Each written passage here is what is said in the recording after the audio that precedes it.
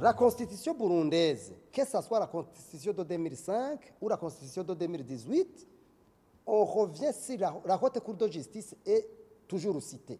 Mais cette Haute Cour de justice, qui est le symbole des institutions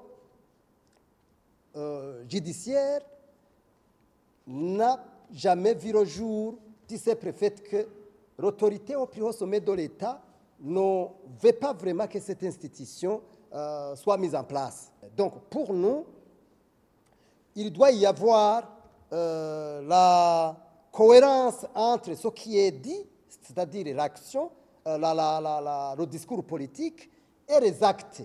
Donc, le discours doit être accompagné par les actes concrets, ce qui n'est pas le cas actuellement. En 2008, il y a eu mise en place de la loi contre le branchement d'Arjassar. Et c'est cité dans la Convention des Nations Unies contre la corruption. Cette loi de 2008 contre le branchement d'argent au niveau des banques, on devrait sanctionner ou demander, exiger l'origine de toute personne qui verse un montant de 20 millions. Toute cette personne devait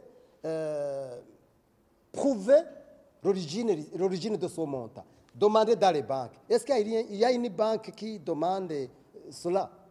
Jamais.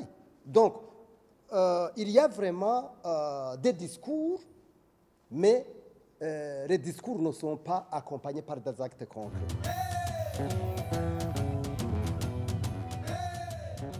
La plaidoirie est claire. D'abord, c'est le respect de la Constitution. C'est dans la Constitution. Comme la Constitution exige que cette Haute Cour de justice soit là, c'est une obligation constitutionnelle.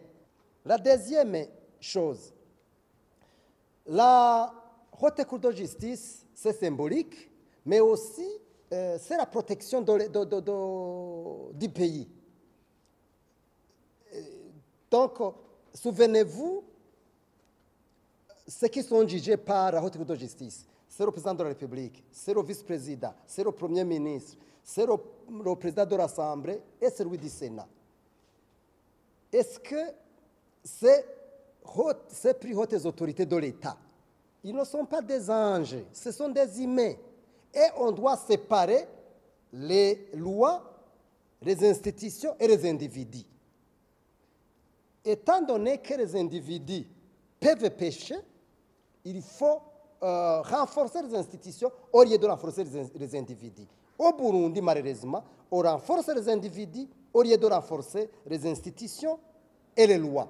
Donc, je pense que la plaidoirie, c'est de protéger le pays de toutes ces failles que nous voyons ici et là. Mais aussi, c'est se conformer à la Convention des Nations Unies contre la corruption qu'on a ratifiée. Il faut savoir que les conventions sont au-delà des lois nationales. Ne pas mettre en place la Haute Cour de justice, c'est une violation flagrante de la Constitution.